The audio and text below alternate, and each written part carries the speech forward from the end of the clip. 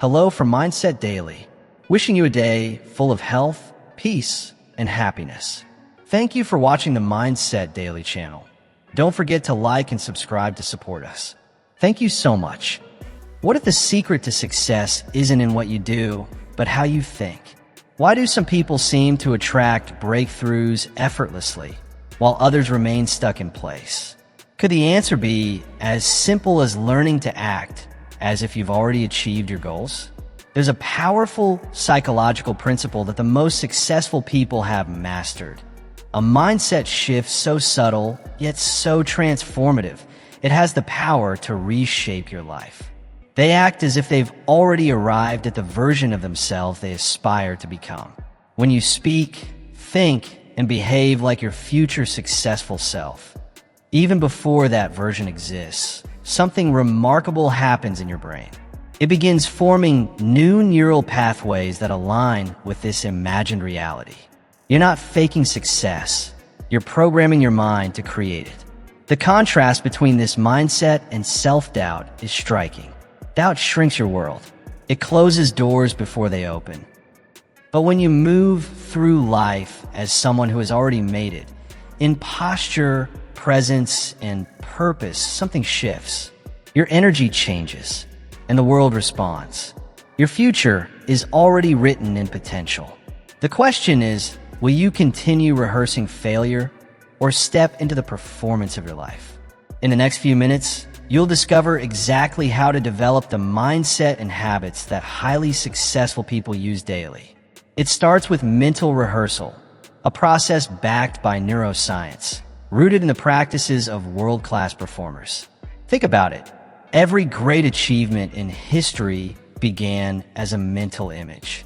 Every skyscraper, every invention, every breakthrough was first imagined before it was built. This isn't just theory. It's a truth the greatest achievers have always known. If you can see it in your mind, you can hold it in your hand. When you act as if you've already achieved your goals, you're not daydreaming, you're rehearsing. You're conditioning your subconscious to accept success as your default. And the subconscious doesn't know the difference between vividly imagined success and actual experience. To your brain, what you repeatedly visualize becomes real. Take Roger Bannister, for example. Before he ever broke the 4-minute mile, something doctors at the time said was physically impossible. He saw it. Again and again, he visualized crossing the finish line. He trained his mind first, then his body followed. And so can you. Start every morning by visualizing your goals as already complete. Feel what it would feel like. Picture the colors, the environment, the sounds. Walk with the posture of your future self. Speak with the vocabulary of someone who already lives your desired reality. As you repeat these habits, your subconscious begins to shift and your actions begin to align. Your success story begins in your imagination, but it doesn't have to stay there. So, how do you turn these visualizations into a consistent, life-changing routine? Let's explore that in the next part. In the last part, we explored how mental rehearsal and visualization can reprogram your subconscious and align your behavior with the reality you want to create. Now let's take that idea one step deeper into the powerful mechanics behind why this method actually works. Have you ever wondered why some people seem to effortlessly attract success, while others struggle despite working tirelessly? The difference often lies not in their physical efforts alone, but in something less visible, a force they've learned to harness, a law they're consciously or unconsciously aligning with. This is where the law of attraction comes in. The universe, whether we realize it or not, operates by certain fundamental and unchanging laws. Among them, perhaps the most transformative is this, like attracts like. This isn't just a spiritual catchphrase. It's a principle that touches every area of our lives. Your thoughts are not neutral. They're not just passive reflections of the world around you. They're energetic broadcasts, constant signals that draw experiences, people, and outcomes that match their frequency. The more intensely you think a thought, the more powerfully you broadcast that frequency outward. And no, this isn't detached from science. The law of attraction finds echoes in advanced psychology and even in quantum physics. Consider the observer effect, a phenomenon where particles behave differently when observed. It suggests that the mere act of focused attention can influence physical reality. What does that say about the power of your intention? When you begin to act as if you've already achieved your goals, you shift more than just your attitude. You shift your entire energetic signature. Your thoughts, emotions, language, and behavior all begin to harmonize with the life you're aiming to create. Instead of projecting lack and longing, you begin vibrating with confidence, certainty, and presence. History gives us powerful examples. Take Thomas J. Watson, the man behind IBM. Long before IBM became a tech titan, Watson demanded more from his people than effort. He expected them to embody success before they had earned it. His team dressed the part, spoke with clarity and command, and did business as if they were already industry giants, even when they were still climbing. This wasn't delusion. It was alignment, a strategic decision to live in congruence with the reality they intended to create. Now here's something essential to understand. What you focus on expands. This isn't just a motivational phrase. It's grounded in neuroscience, in something called the reticular activating system. This system filters what your brain pays attention to. It constantly scans for evidence that matches your dominant beliefs and blocks out what contradicts them. So if your mind is filled with thoughts of scarcity and limitation, you will, without realizing it, gravitate toward evidence that supports that reality. You'll prove yourself right, even if it keeps you stuck. But if you adopt a mindset of abundance, if you act as if your success is unfolding, your perception shifts. You start seeing doors that were always there, but hidden by your old filters. And it begins with something simple, your words. Language holds vibration. Every word you speak either supports or sabotages your intentions. So pay attention. Instead of saying, I can't afford this, shift to, I'm intentionally investing my resources in what matters most. It's not just semantics, it's energetic realignment. So, what would happen if you spent one full day speaking only in alignment with the life you want, not the life you fear? That's the question we'll begin answering in the next part. Previously, we explored how your words shape your reality, how what you say programs your subconscious, signaling the life you're ready to receive. Now let's take that concept even deeper and look at the power of certainty in shaping identity and outcome. Rather than timidly hoping for things to go well, speak from the energy of certainty. Say aloud, I know this will succeed because I've aligned every element necessary for its achievement. When you speak with conviction, you aren't just expressing a belief, you're issuing a command to your subconscious mind. And your subconscious listens. Always. Your words act as blueprints. Just like an architect chooses the highest quality materials to build a masterpiece, you must choose your language with care because you're constructing your future with every phrase. This isn't motivational fluff. It's precision. The laws of the universe respond not to your past, not to your perceived worthiness, but to the clarity and consistency of the signals you send right now. When your thoughts, your words, and your actions are fully aligned, as if you're already living in your desired reality, the world around you begins to shift. You don't chase the outcome. You attract it, not by magic, but by energetic alignment. The universe rearranges itself to mirror the internal state you've chosen.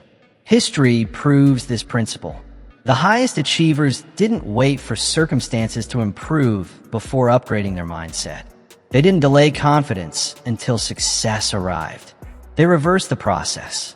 They changed from within first, and the outer world followed. This leads us to one of the most misunderstood ideas in personal transformation, the identity shift.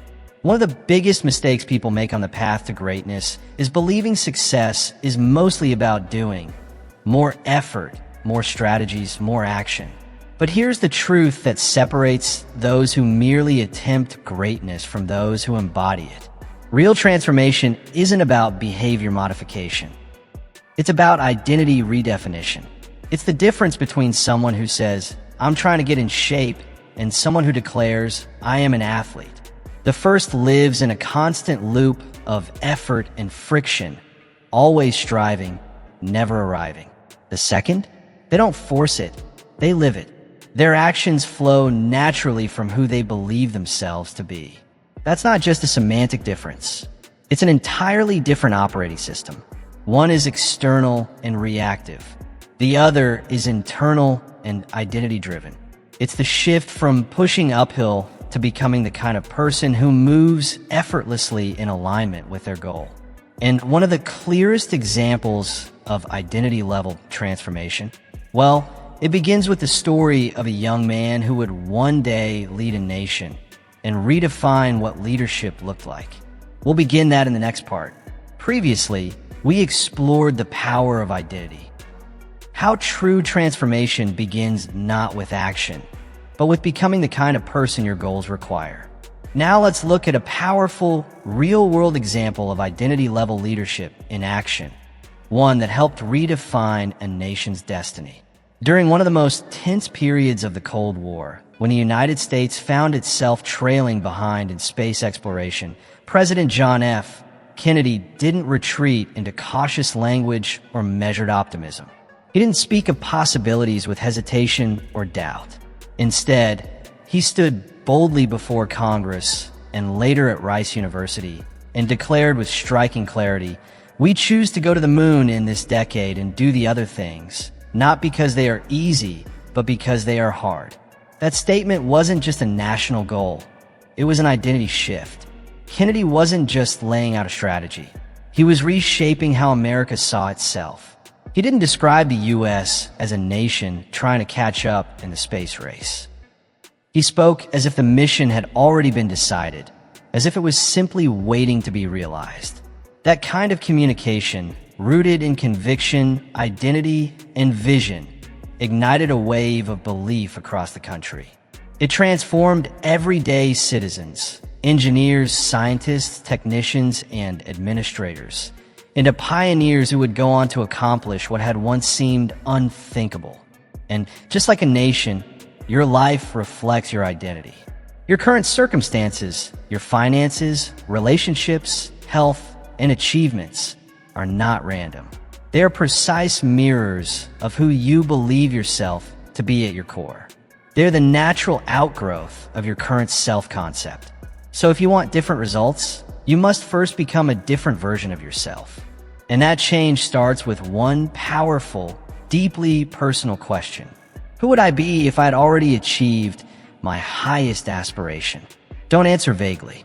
Be specific. Would that version of you wake up earlier? Speak with greater clarity and confidence. Walk with stronger posture. Invest time and energy differently.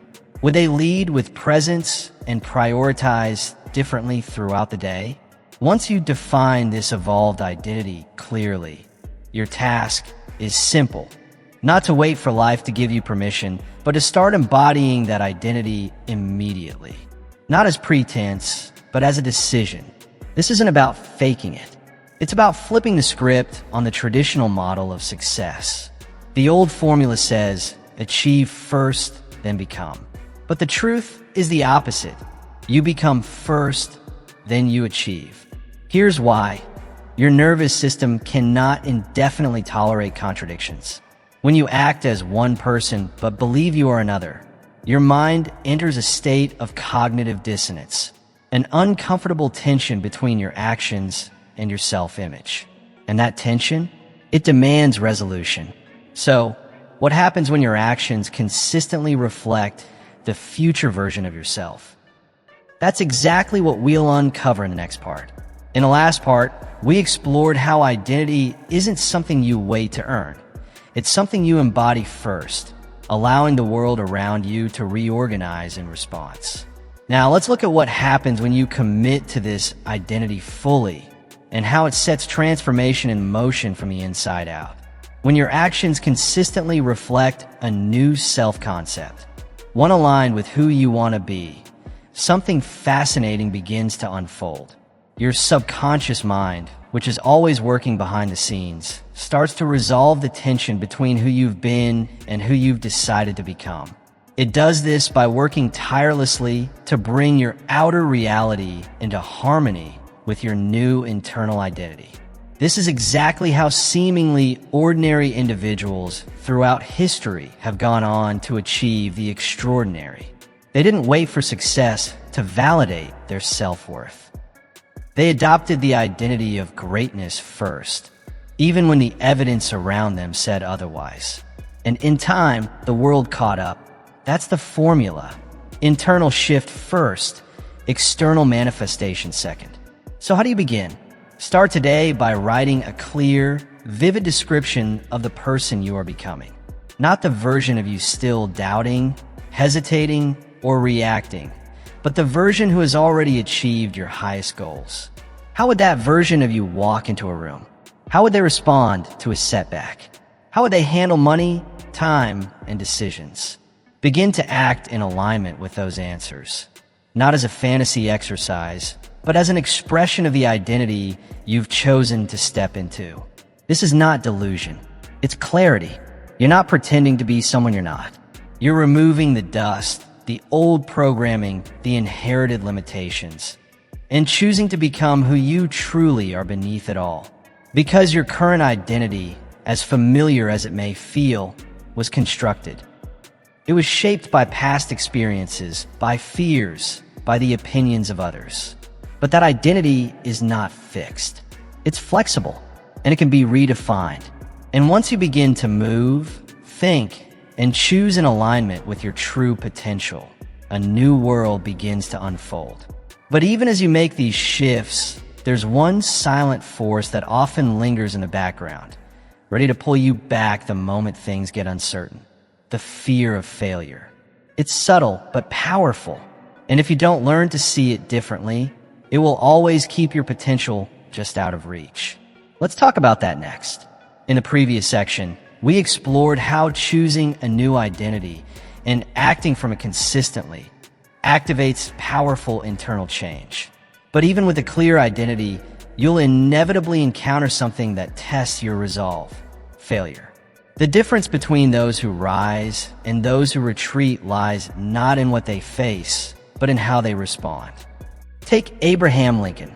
Before he was revered as one of the greatest leaders in American history, he endured defeat after defeat. He lost 8 separate elections. His political career, for years, looked more like a string of public rejections than a path to greatness. And yet, through every loss, Lincoln carried himself with an uncommon steadiness. He didn't just hold on to hope. He moved with dignity, conviction, and a deep, quiet belief that he was being shaped for something larger than the moment.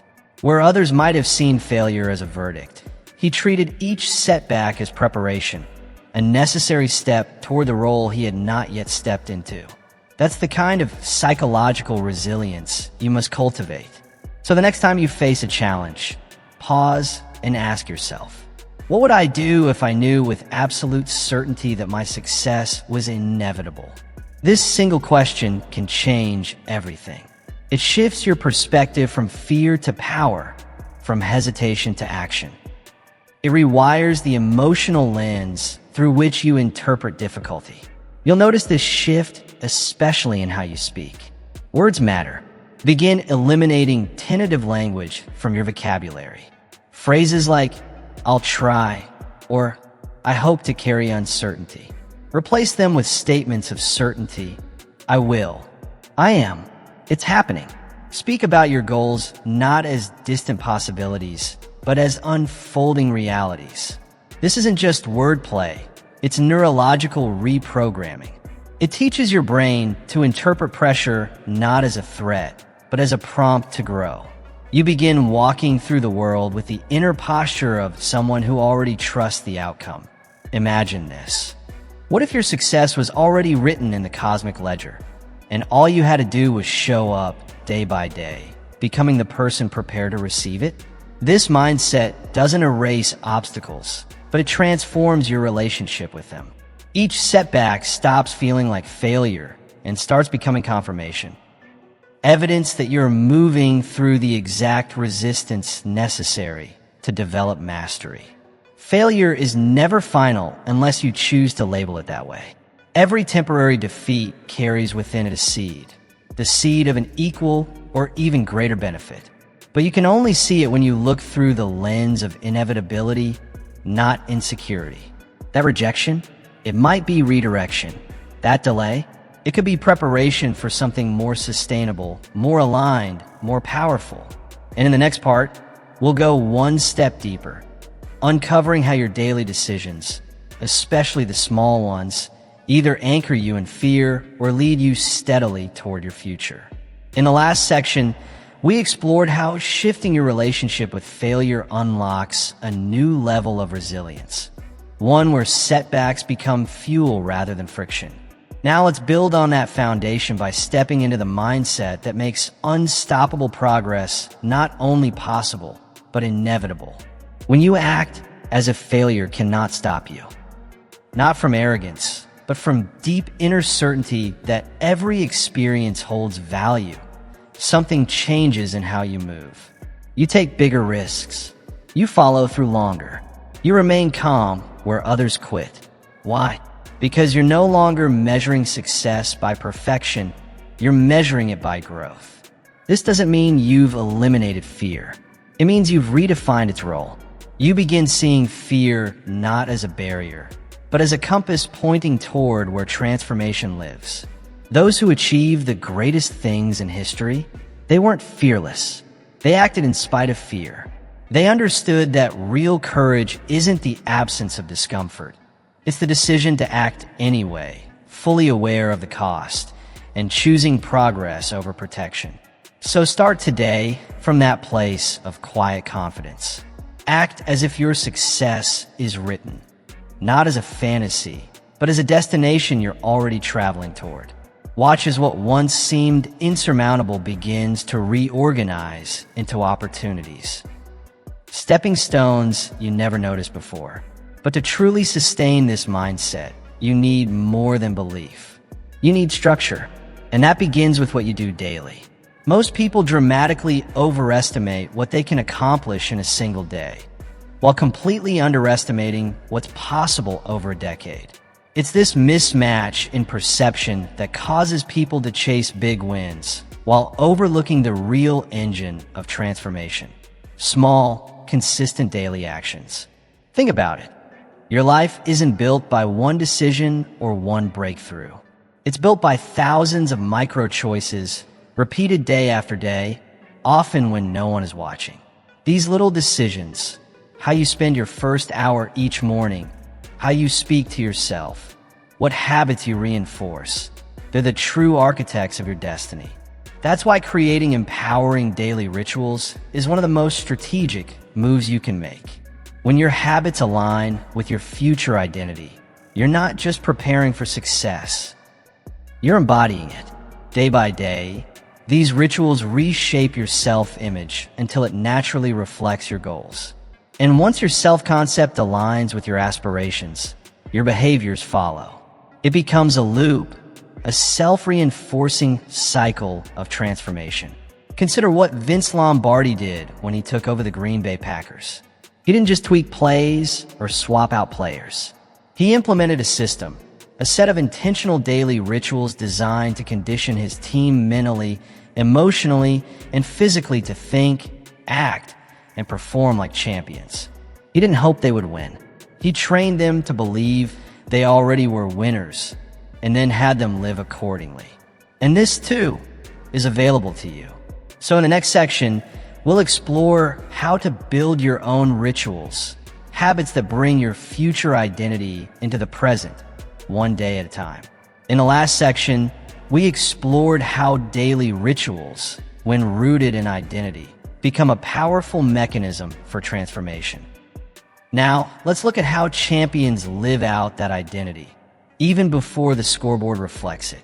Long before they held championship trophies, Vince Lombardi's players practiced with a level of discipline and detail that far exceeded league norms. While other teams focused on trick plays and elaborate schemes, Lombardi's team drilled fundamentals over and over with laser-sharp focus. But it wasn't just about the drills. It was about who they were becoming. From the way they entered the facility to the way they addressed each other in meetings, his players were required to carry themselves with the dignity, discipline, and presence of champions, even before the world saw them that way. These weren't random expectations. They were acts of strategic identity conditioning, rituals that, over time, shaped their internal reality until the external results caught up. The outcome? The Packers would go on to win 5 NFL championships in just 7 years. Now the question becomes, what would it look like for you to implement that same level of intentionality? Start each morning with a ritual that sends a signal to your subconscious mind. I'm already becoming the next version of me. One simple, yet powerful way: dress slightly better than required. This isn't about vanity, it's about identity. The way you present yourself doesn't just affect how others see you. It fundamentally shapes how you see yourself. That subtle shift in self-image then ripples outward. You begin organizing your workspace, your habits, and even your energy as though you already hold the position or level you're aiming for. Eliminate clutter. Arrange your tools and environment with precision. Let your surroundings reflect the standards of someone who has already arrived. Your environment, whether you realize it or not, is constantly broadcasting signals to your subconscious. And your subconscious listens. So curate it intentionally. That includes your mental environment as well. Surround yourself with ideas, conversations, and content that reflect your future, not your past. What would your next level self be reading, listening to, or learning right now? This isn't passive entertainment. It's mental conditioning, a way to stretch your perspective and train your thinking to operate at a higher level. And don't let your day end without one final ritual: reflection. Take 5 minutes each evening to document not just what you accomplished, but who you were while doing it. Celebrate the way you showed up with courage, clarity, consistency as evidence of the person you're becoming.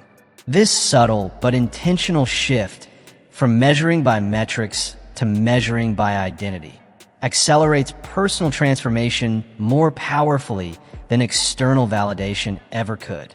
And yes, at first, some of these practices might feel awkward, maybe even a little fake. You might catch yourself thinking, who am I to act like this? But the real question is, who are you not to?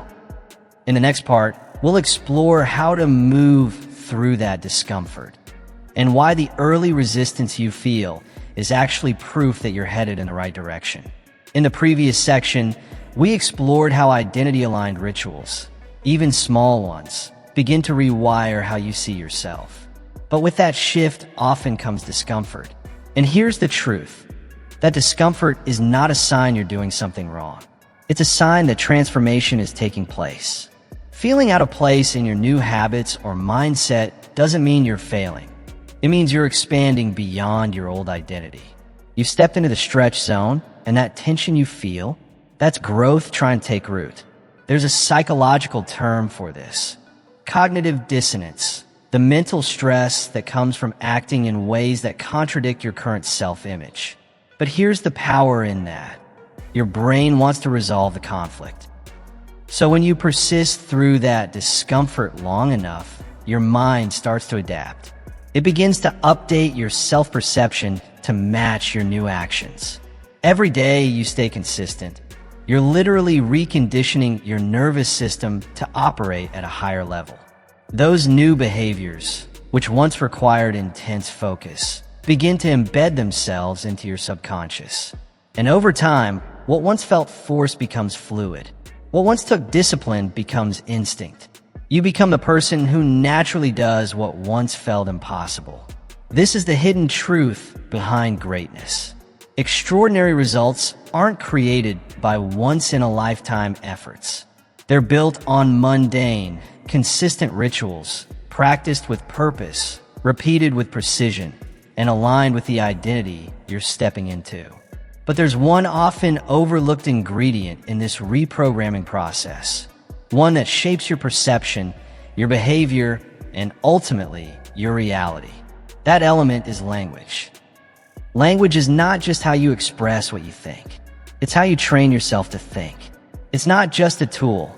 It's the architecture of your reality. The words you repeat internally and externally don't just describe the world. They define how you interact with it. So when you act as if you've already achieved your goals, your language must reflect that identity. That means eliminating vague, tentative phrases like "I'll try," "maybe someday," or "hopefully." These aren't harmless. They signal doubt. They reinforce uncertainty. Instead, replace them with language that reflects decisive belief. I will, I am, this is happening. This shift may feel subtle, but its impact is profound. History gives us one of the most powerful demonstrations of this truth through the leadership of Winston Churchill. At the height of World War II, as Nazi forces closed in and Britain faced the catastrophic evacuation of Dunkirk, it would have been easy, even understandable, for a leader to speak in cautious, measured terms. But Churchill didn't do that. He didn't say, "We hope to survive," or "We'll try to hang on."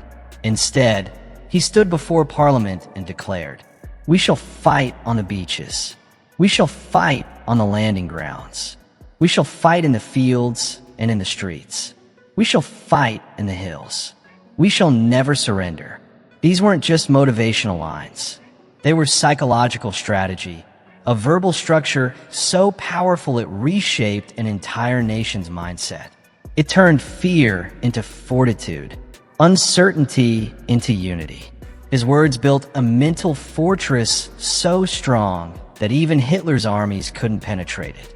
In the next section, we'll explore how you can apply that same principle in your own life, using intentional, empowering language to fortify your mindset and create unstoppable forward momentum. Previously, we witnessed the transformative power of language through Churchill's words. How speech can shape not just perception, but performance and identity. Now, let's turn that spotlight inward, because the same force that rallied a nation can also reshape your future. Language is more than expression. It's activation. It's alchemy. And just like Churchill turned despair into determination with his words, you too must learn to be fiercely intentional with the language you use every day, especially when speaking about your goals, your identity, and your possibilities. Start by conducting a language audit. Listen carefully to yourself. What phrases do you use out of habit? Do you say things like "I hope," "I'll try," "maybe," or "with luck"? These aren't innocent expressions.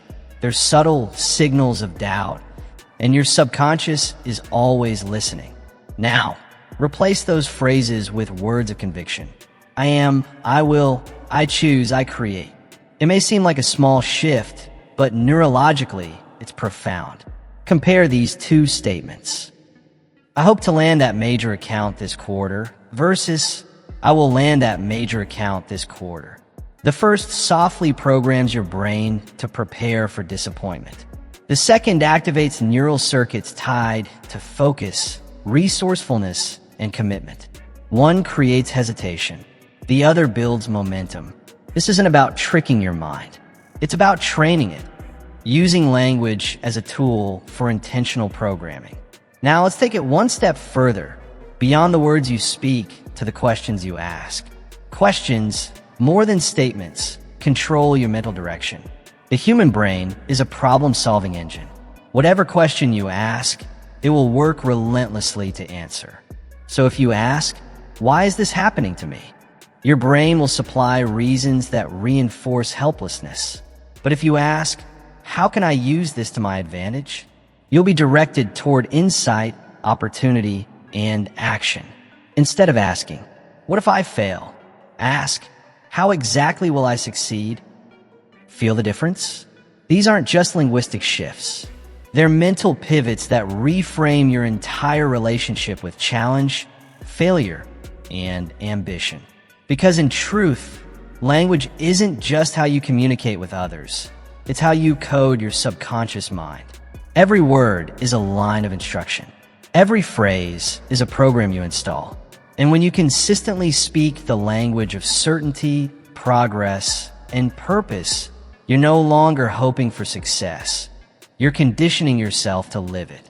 So the next time you face a challenge, pause and ask, what is my language creating right now? Because in the next section, we'll explore how your internal dialogue, the voice no one hears but you, shapes your outcomes more than any external factor ever could. In the last section, we explored how language, both spoken and internal, becomes the coding system that writes your reality. Now it's time to sharpen that awareness and start using it with conscious precision. Start today by becoming radically intentional about the words you use, both out loud and in your private thoughts. Pay close attention to your inner dialogue. Are you reinforcing limitation without realizing it? Are you casually contradicting your goals with phrases rooted in doubt or hesitation? When you catch yourself using language that doesn't align with your highest self, stop, pause, reframe. Replace the passive, vague language of uncertainty with strong, deliberate declarations that match the person you are becoming. At first, this practice might feel unnatural, even forced. That's normal. You're interrupting deeply ingrained patterns. But with repetition, this new way of speaking and thinking will become second nature. You'll notice your inner voice beginning to shift. And when that happens, so does your behavior and ultimately your outcomes. Because words shape worlds. And when you choose your words as if you're already the version of yourself you aspire to be, the world around you begins to reorganize itself to mirror that identity. But there's one more piece to this puzzle, one silent force that can either accelerate your growth or sabotage it without a word: your environment. Your quest for greatness isn't just influenced by your habits or mindset. It's also shaped by what surrounds you. The people you spend time with, the content you consume, the spaces you inhabit. Like water flowing downhill, human behavior often takes the path of least resistance. And that path is carved by your environment. So here's the critical question. Does your environment reinforce your future identity? Or does it constantly pull you back into your past? If you want to act as if you've already achieved your goals, you must engineer surroundings that reflect that version of you. Everything in your physical and social space should align with your next level, not contradict it. Few understood this principle more deeply than Andrew Carnegie. Born into poverty as a Scottish immigrant, Carnegie didn't just rise to become the wealthiest man in the world through ambition and hard work. When asked about the true key to his success, he didn't point to strategy or even his drive. He pointed to something more subtle, yet more powerful. He called it the mastermind principle.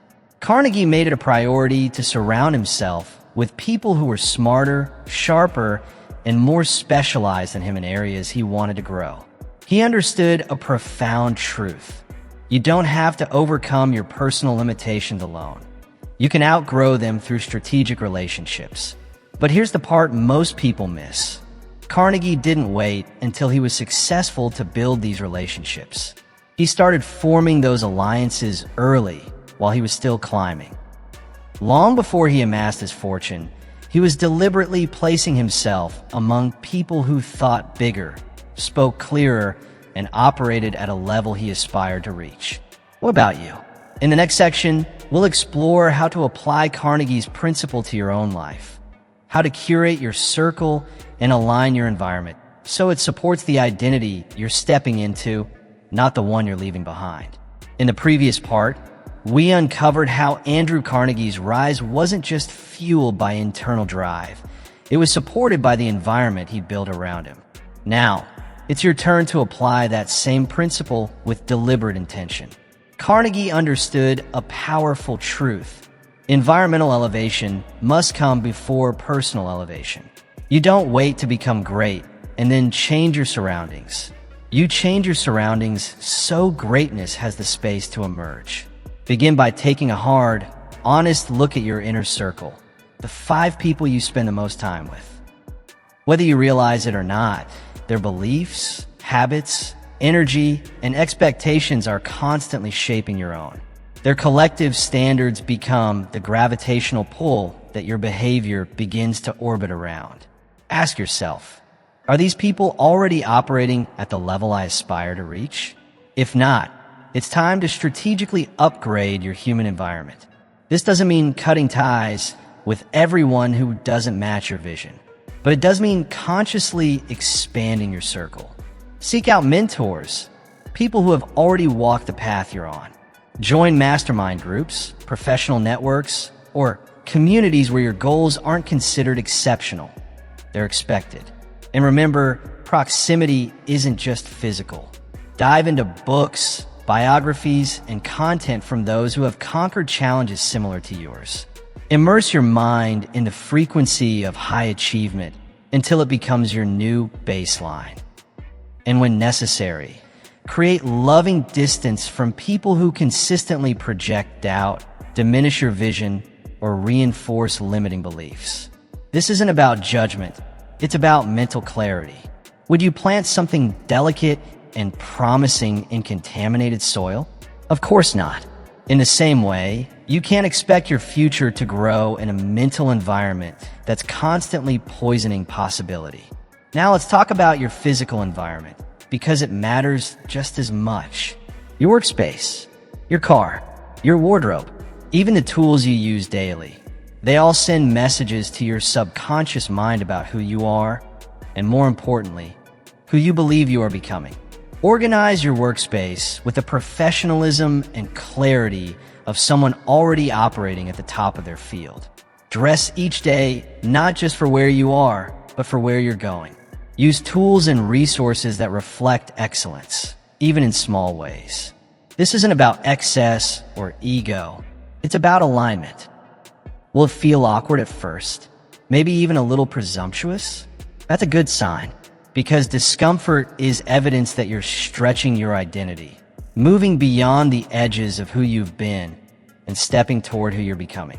In the next section, we'll look at how to handle the internal resistance that can surface during this process and how to reframe that resistance as a sign that transformation is working.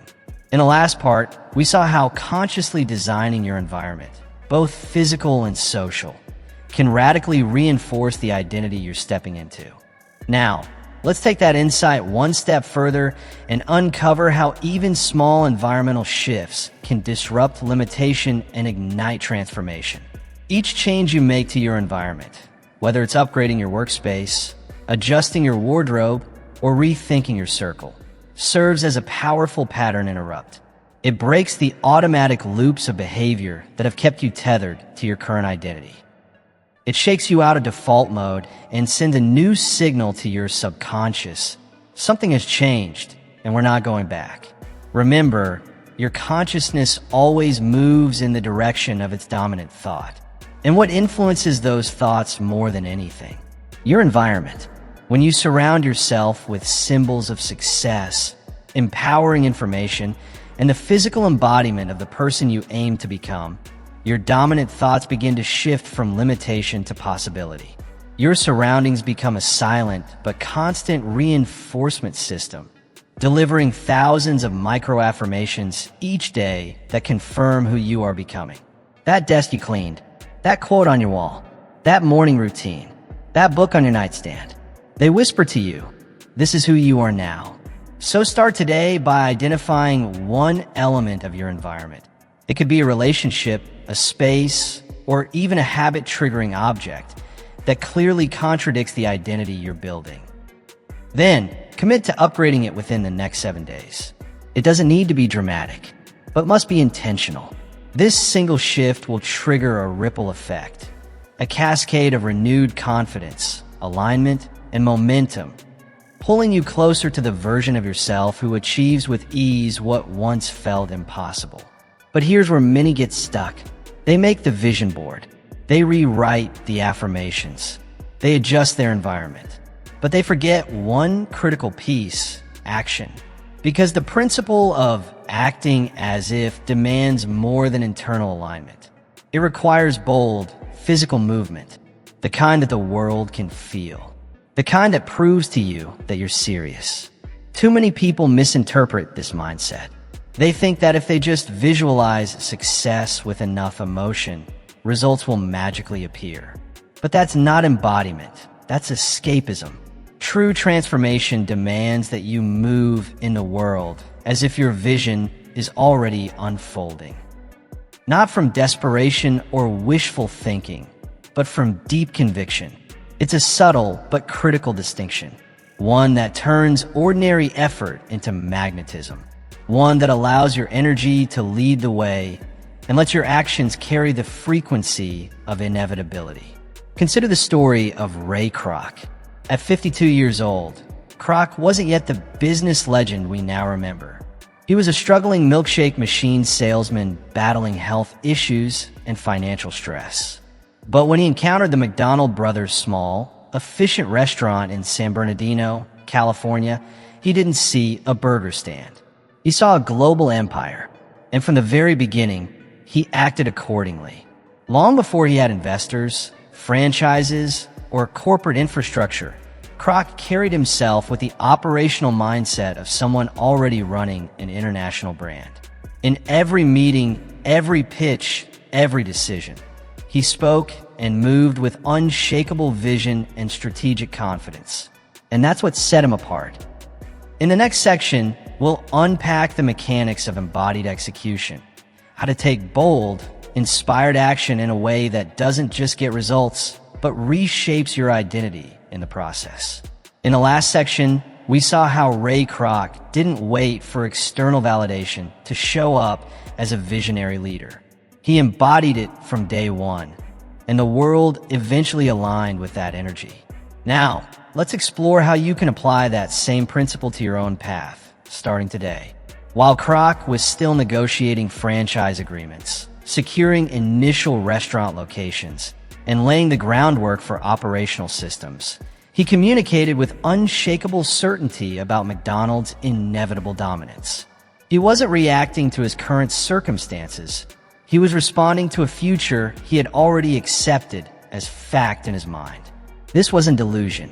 It was strategic embodiment, a way of thinking, speaking, and acting that magnetized opportunities others never saw. So how do you implement this into your own life? Start by identifying the specific, tangible actions your future successful self will be executing on a routine basis. Don't just think abstractly, build a detailed behavioral profile. Ask yourself, what time does this version of me wake up each morning? How is their calendar structured? What boundaries, standards, and values guide their professional decisions? Where do they invest their time, their money, and their energy? And what do they never tolerate? Then, instead of waiting for conditions to make sense collapse time, don't ease into these actions. Step into them with boldness and clarity. Do it now, not later. If the version of you you're becoming would reach out to 5 potential clients before 9 a.m., start tomorrow. If they would be investing 10% of income toward future growth, rework your budget with your next paycheck. If that identity delegates low-impact tasks and focuses only on high-leverage outcomes, restructure your workflow today. The real power doesn't lie in the action itself. It lies in the energy behind it. If you take bold action from a place of doubt, from the energy of someone trying to succeed, the results will reflect that uncertainty. But if you take that same action from a place of inner certainty, from the knowing that you already are that version of yourself, the energy changes, and so does the impact. That shift may be invisible to the eye, but it's immediately registered by the subconscious, both yours and others. People can feel it. They respond differently when you're speaking from conviction instead of hope. The same pitch becomes magnetic. The same proposal gets traction. Doors open that used to stay shut. Resources flow where there was once friction. Why? Because you're no longer asking for success. You're moving as someone who has already claimed it. And in the next section, we'll explore one final layer that seals this transformation. How to remain unwavering in your identity, even when your external results haven't caught up yet. In the last part, we explored how your actions, when executed from certainty rather than hesitation, begin to shape not just results, but perception. Now let's go deeper into how that certainty becomes contagious, creating a field of influence that draws others in without force. Your inner certainty carries more weight than you think. It creates a resonant field, an invisible but powerful energetic signal that others subconsciously detect. Psychological research backs this up. When someone operates from genuine conviction, not arrogance, but grounded confidence, everything about their presence changes. Their communication becomes congruent. Their tone, facial expressions, posture, and word choice all begin to align. And people notice. Even if they can't articulate why, they feel something trustworthy, something competent, something compelling. This is how leaders influence without trying to persuade.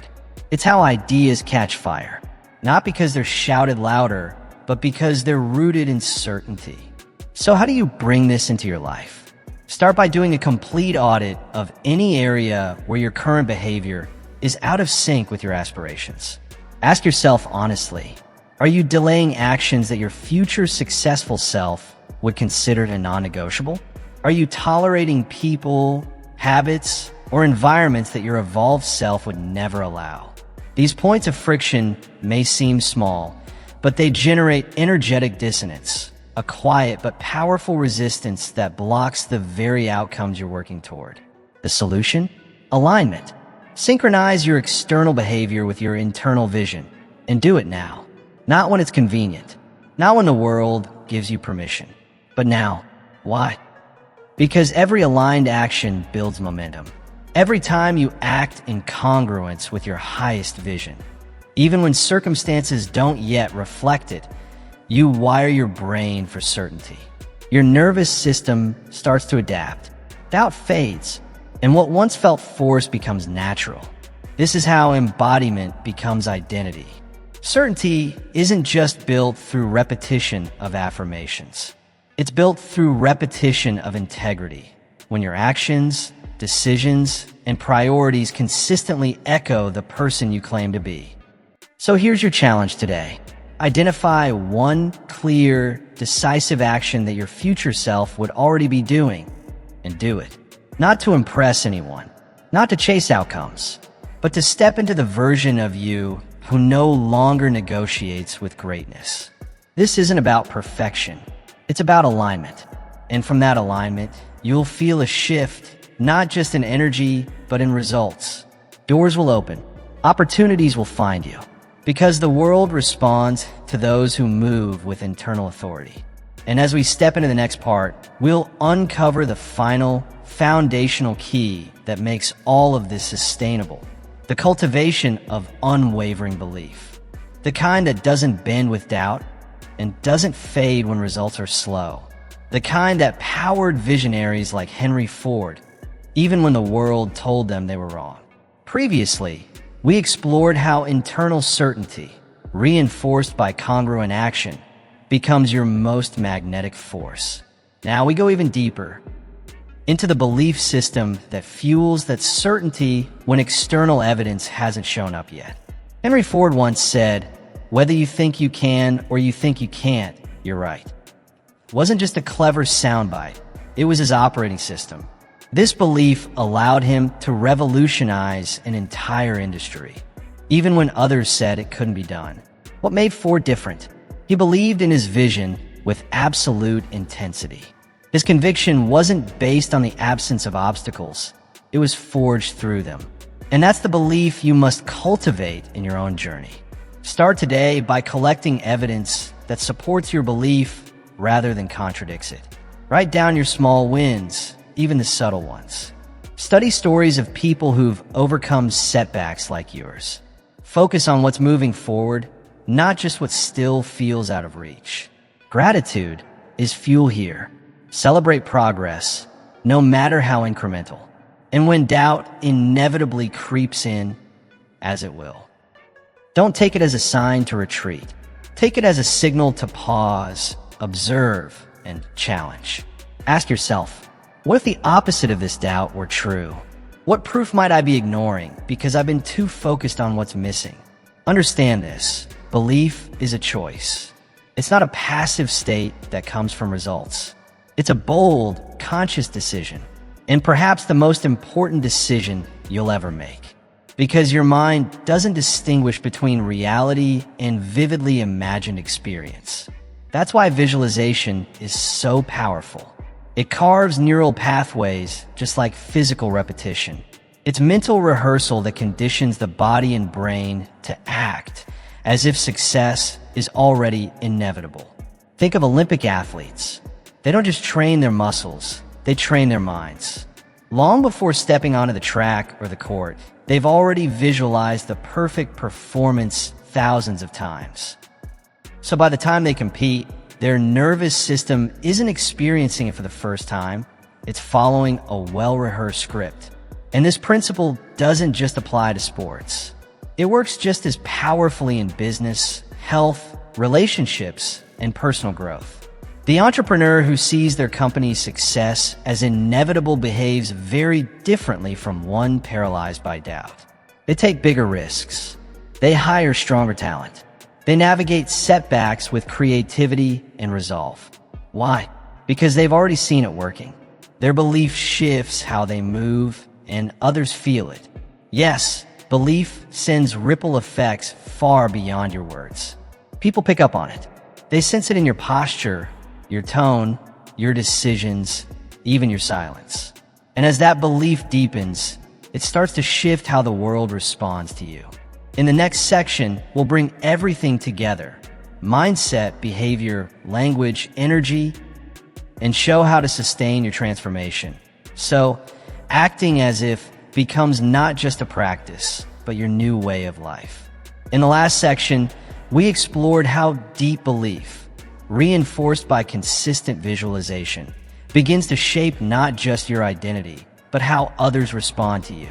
Now we move into the behaviors that bring that belief to life, even before external proof appears. People respond differently to certainty than they do to hesitation. You've likely felt it yourself.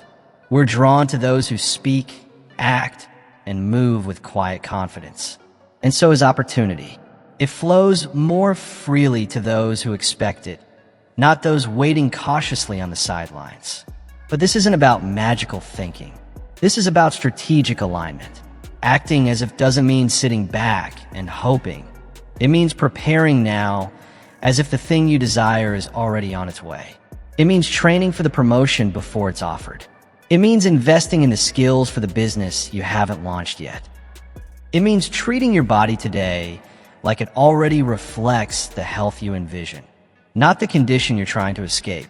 And here's the truth most won't say out loud.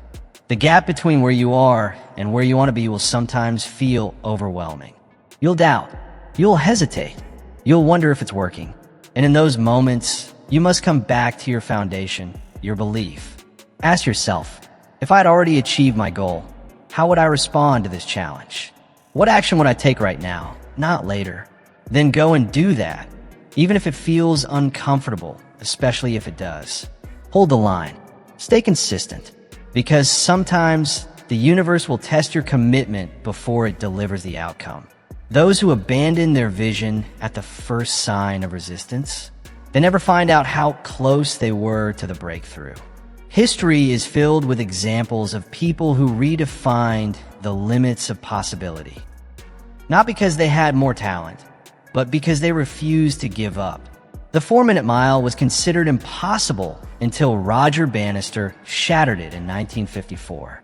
And once he did, dozens followed within months. The barrier wasn't in the body, it was in the mind. And once it was removed mentally, the body followed naturally. Your limiting beliefs are just as artificial. They only persist because you've accepted them as truth.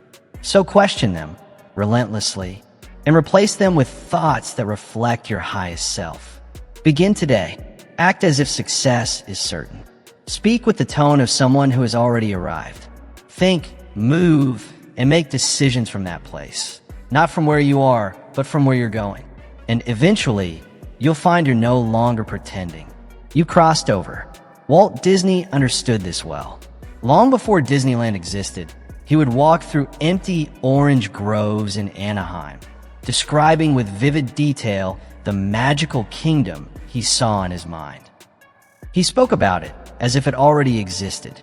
He expressed gratitude for it, as though the gates were already open, even when all he had was a dream and dozens of rejections. That gratitude didn't just keep him hopeful. It kept him aligned, anchored. And that brings us to a powerful practice you can begin tonight. Before you close your day, write down 3 things you're grateful for, not as future hopes, but as current facts. Speak about your goal as if it's already done. Be specific, be sincere, and feel it. In the next section, we'll explore why this practice of future-focused gratitude may be the most powerful fuel for long-term transformation, and how it rewires your mind to recognize success long before it arrives. Previously, we talked about how Walt Disney practiced future-focused gratitude, giving thanks for his dream as if it had already come true. Now, let's explore how you can use this same practice to close the gap between where you are and where you want to be. Begin by imagining your goals already fulfilled. Feel what it would be like, not just intellectually, but emotionally. Let yourself experience the joy, the pride, the calm confidence of knowing it's done. Then, express gratitude not just for the outcome itself, but for the person you're becoming along the way, for the strength being shaped in you through obstacles, for the clarity and courage forged in challenge. This practice isn't just spiritual or symbolic, it's highly neurological. Gratitude activates your reticular activating system, the part of your brain responsible for filtering information. When you feel grateful for your future, your brain starts scanning for signs, opportunities, and relationships that match that vision. You literally begin seeing what you previously overlooked, and that changes everything. But that's not all. Research shows that positive emotions are prerequisites to high performance. Gratitude floods your system with the emotions that fuel resilience, clarity, and drive. And in doing so, it forms an emotional bridge, connecting your current self to the future self you're becoming. This is how you hold your vision steady, even when things get tough. Because let's be honest, fear, doubt, and scarcity are what derail most people. They kill momentum before results ever show up. But gratitude neutralizes those forces. It keeps you rooted in possibility, not in panic. When you give thanks for what hasn't happened yet, you send a powerful message to your subconscious. This is real. And since your subconscious governs your habits, reactions, and micro decisions, it begins reshaping your behavior to match that new belief. The world's most successful people have used this intuitively. Muhammad Ali didn't wait to be called the greatest. He said it until it became true. Entrepreneurs thank their future customers before they close their first sale. Artists feel gratitude for their gallery show before the collection is even complete. And you can too. Start small. Choose just one area of your life where transformation is needed. Each morning, visualize the change as already done. Picture it in detail, and then give thanks for it as if it's already yours. Pay attention to how your body responds. Feel it in your breath, in your posture, in your presence. Then carry that energy with you into your day. And when the inevitable obstacle shows up, don't panic. Ask, how will my future self respond? And then give thanks for the challenge. Gratitude turns setbacks into strength training. Keep this habit simple. You don't need an hour. Just 3 focused minutes of emotionally rich gratitude can do more than a 30-minute session of distracted wishful thinking.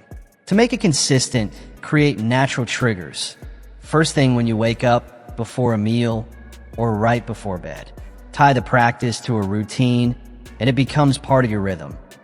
Because your future isn't random. It's created twice. First in your imagination, and then in reality. Gratitude makes sure that inner vision stays clear, vibrant, and emotionally alive, so that your outer world knows what to follow. Practice it daily. Keep your vision vivid, and little by little, you'll watch the external world start to rise up and meet the inner blueprint you've been faithfully building. Thank you for watching. Wishing you health, happiness, and unwavering belief in your vision. And don't forget to subscribe to Mindset Daily for more inspiration on your journey.